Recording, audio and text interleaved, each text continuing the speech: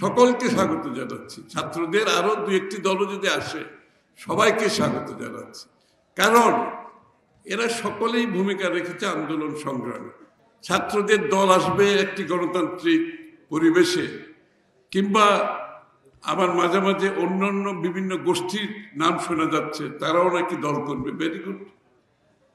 ইংরেজিতে একটা কথা আছে, মোর দ্য মেরিয়ার, যত বেশি হয় তত ভালো।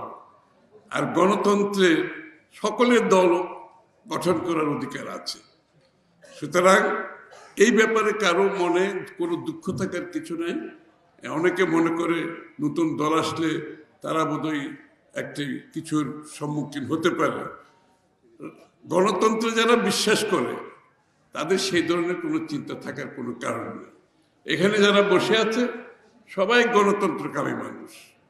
আন্দোলনে জুলাই আগস্টে যারা আন্দোলন করেছে, নিপীড়িত নির্যাতিত হয়েছে, যারা রাজনৈতিক দল গঠন করে গণতান্ত্রিক প্রক্রিয়ায় জনগণের কাছে যেতে চাচ্ছে, তাদের দলের ম্যান্ডেট নেওয়ার জন্য, তারা হচ্ছে গণতান্ত্রিক চিন্তা শক্তির মানুষ।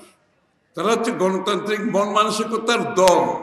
অর্থাৎ তারা বিশ্বাস করে তারা দল গঠন, তারা রাজনীতি করবে।